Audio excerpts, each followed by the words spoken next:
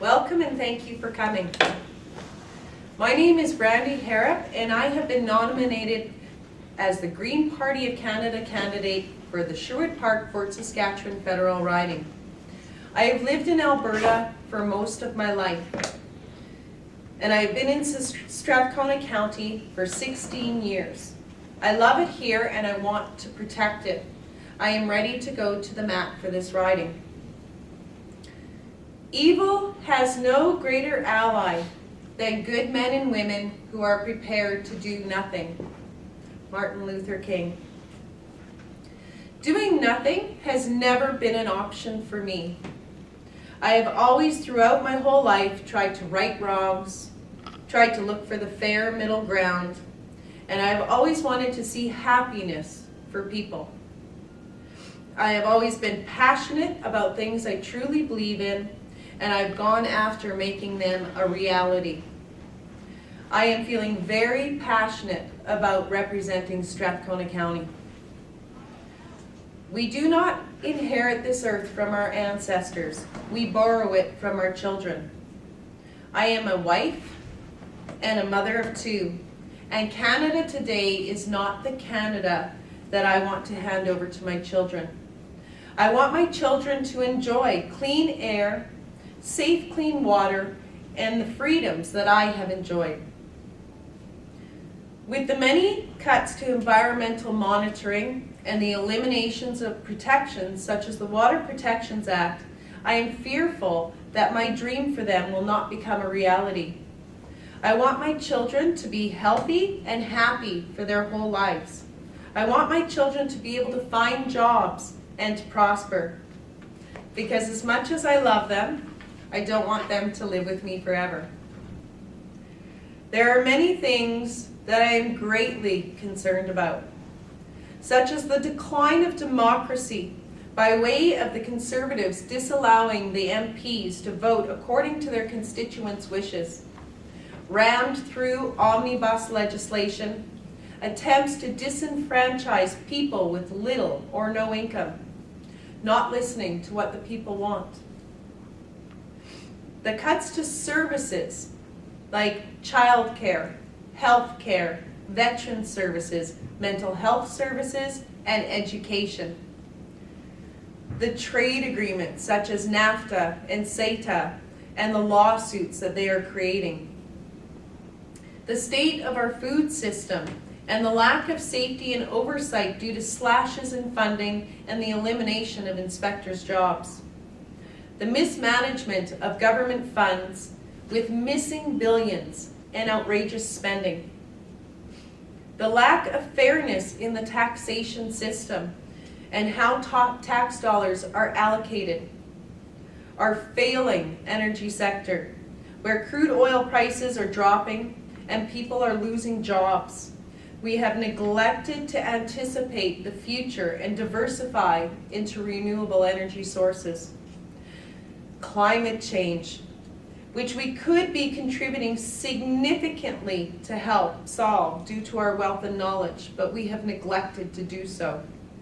The muzzling of our scientists, which hampers our ability to make policy decisions based on real evidence. Our electoral system, where 39% of the votes win 60% plus of the seats. And the new anti-terrorism bill, C-51, which is so broad and vague, it has the potential to strip Canadian citizens of their rights and freedoms. And this is just to name a few. The wording of the trade agreements has made Canada the most sued country on the planet. This is costing the taxpayer millions and maybe even billions of dollars a year.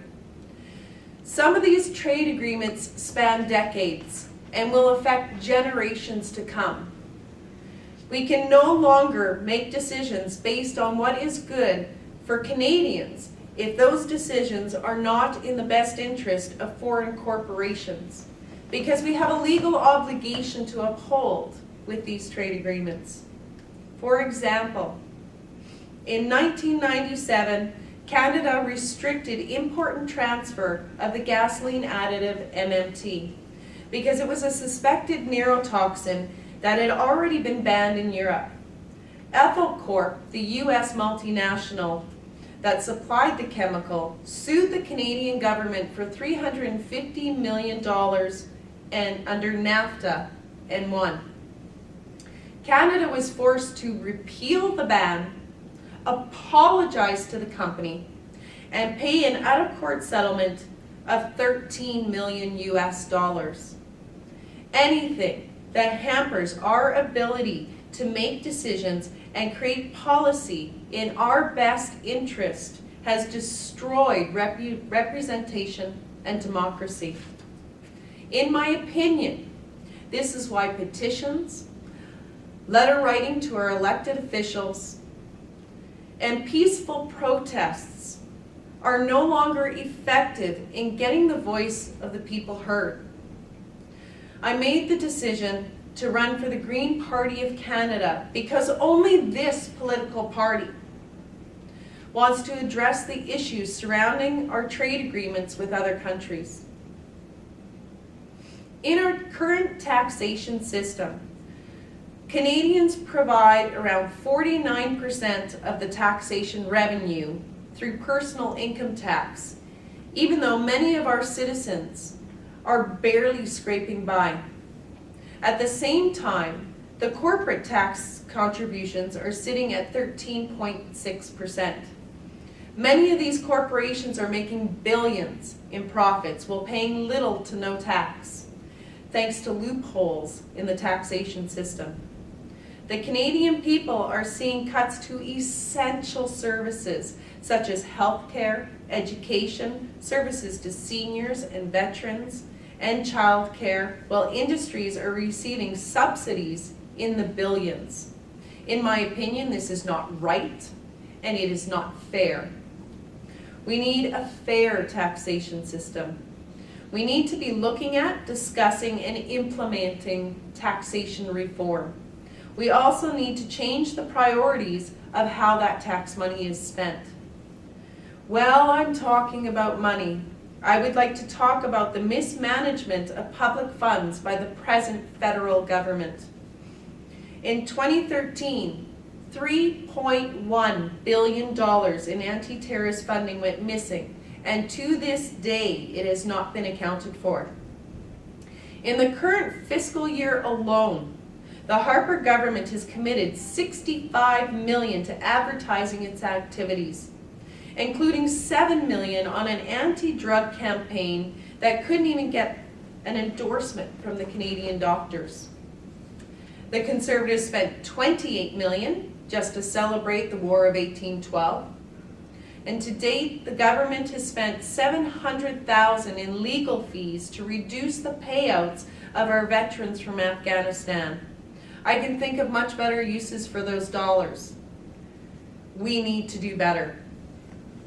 Our current government is securing loans from the private banking system, which is costing the country billions in compounded interest.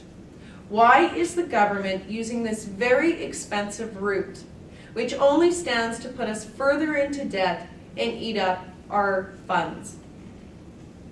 The Bank of Canada, through legislation, has the ability to grant these loans interest-free. I would like to see the Bank of Canada used as it was intended. In our energy sector, there is great instability. We are giving our product away at a large discount. Crude oil prices have tanked, and there have been 9,000 layoffs, and yet our government gave the sector $34 billion in subsidies last year. Why is such a lucrative and evidently successful industry in need of subsidies at all? Why don't renewable energy technologies receive similar subsidies? All I want is a level playing field. Those people who were laid off still have mortgages to pay and families to feed. The system has failed them, and we need to stabilize this industry. We need to diversify the energy sector to deal with our growing energy demands and prepare for the inevitable green energy future. I have been doing research into what other places are doing in terms of green energy. Scotland, Germany, Denmark, all are working towards going fossil fuel free. For every country that goes fossil fuel free, that is one less potential buyer we have for our product. And although these particular countries are not big markets for our natural resources, I am worried if the recent China-USA Accord on climate change cooperation succeeds, then the green energy revolution will really take off and we will not be prepared. We need to be ready for the inevitable. And taking 30 years to transition to renewable energy future will be much easier on the system and for the people than being forced to do it in 5. And it would allow us to be on the forefront of change rather than playing catch up at the tail end. I don't want to see us scrambling to keep our economy afloat and our citizens working. In California, companies have diversified by adding renewables, not instead of, but to complement the fossil fuel industry. This move has created over 260,000 permanent jobs, has greatly improved air quality in cities like LA, while it is supporting existing energy infrastructure. California is projecting an 80% drop in emissions by year 2020. Climate change is a key issue we are facing today, and it is on many people's minds.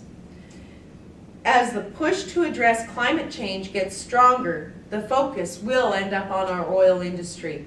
By reducing emissions, we will be able to avoid that focus a little longer, and we will be making moves in the right direction to address climate change and boost our economy.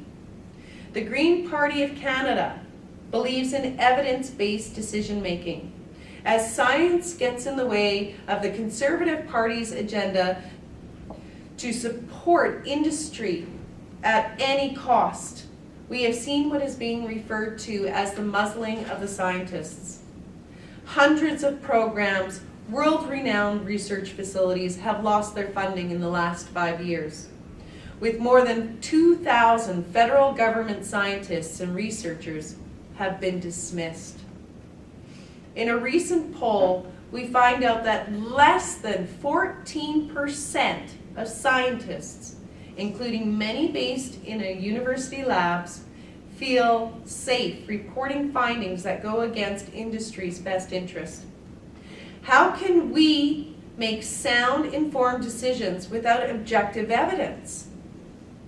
We need to increase funding to the scientific community, allow them to set their own agenda, and publish their results freely without interference, so we can ensure the safety of Canadian citizens and the environment.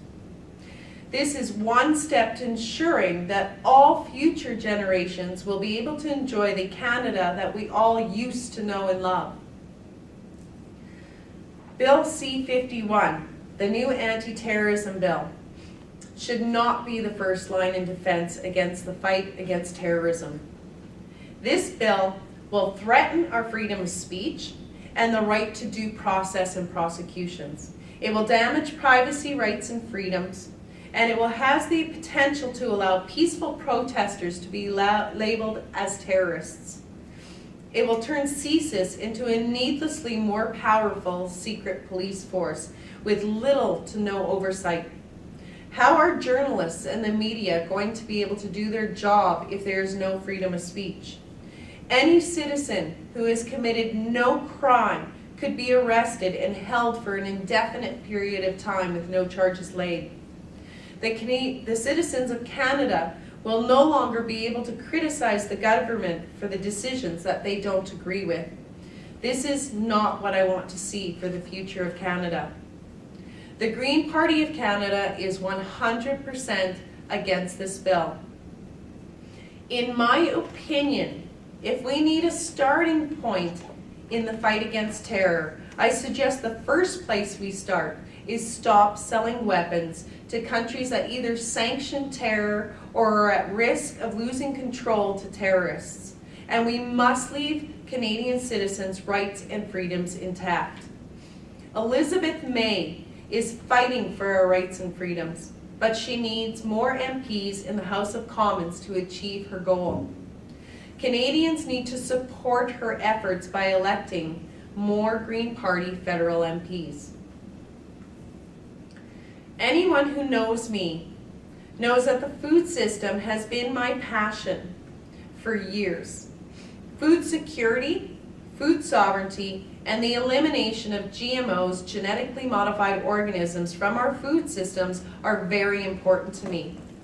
There is no food shortage. There is a poverty issue, a wastefulness issue, a distribution issue, and a political issue. All people deserve safe, healthy, nutritious food that will sustain health and happiness in their lives. What our industrial food system is pumping out is far from nutritious. Large amounts of health-damaging sugar, chemicals, additives, preservatives, endocrine system disruptors, carcinogens, neurotoxins, and GMOs, combined with improper labeling, in my opinion, are creating a health disaster. Canadians deserve the truth, and they deserve health. Food is a basic human need and a basic human right, and it alarms me how many are going without this need being met. We have a large portion of a community in the north of Canada eating out of a garbage dump because food prices are so high that eating proper food is financially out of reach for them. This is unacceptable in Canada. The system has failed them, and we need to do better. We are being told that we need GMO crops to feed the growing population. But reality is only 17% of these GMO crops are going directly into the food system. And that 17% is going into the unhealthiest, most over-processed, health-damaging food available. How is that going to feed the world? With Roundup Ready crops, we are essentially spraying a systemic poison on our food and then eating it. This, to me, is insanity. There are better ways that will be less harmful to humans and to the environment. And again, we need to do better. With 65 million in cuts and hundreds of inspectors laid off from food inspection agencies, I think we are going to experience a significant loss in safety and oversight. When cuts need to be made, in my opinion, food safety should not be one of the programs cut. The Green Party of Canada believes in healthy, safe, nutritious food for all people, grown in a sustainable manner that protects the environment. My biggest and first goal when elected is to restore democracy and deliver real representation to the people in the Sherwood Park Fort Saskatchewan riding. One of the key factors for my decision to run for the Green Party is that in the party constitution it states that MPs should vote with their constituents' wants in mind instead of the way the caucus leadership wants.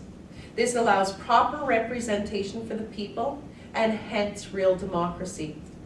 I believe that the public deserves to have a say in the decisions that are being made that will affect their future and their children's future. I am committed to keeping in touch with all the constituents by all means available. Democracy requires participation from everyone. Voter participation is at a dismal level. I'm hearing from people that they don't believe their voice makes a difference and that their vote doesn't count. I am going to strive to inspire people to take action, to get out there and to vote. Together we are powerful. We just need to exercise that power. The Green Party of Canada has a plan. We want to bring in voter reform and proportional representation so that the electoral system is fair and all voters will get better representation from their chosen political party and every vote will count. Canada is one of the few Western democracies left with the first past the post voting system. And again, I think we can do better. There are many different types of proportional representation, and together we can choose the type that is best for Canada and for its citizens. The Green Party of Canada has a vision. We have a plan to make things fairer and better for all Canadians. But first, we need to get elected. With as few as 15 Green MPs in the House of Commons, the complexion of Parliament would be greatly changed, with Greens contributing in a very positive and responsible manner to the benefit of all Canadians. Together, we can shape this country in the best place to live on this planet. Together, we can create real, sustainable, meaningful change for the better. We're in this together. Thank you.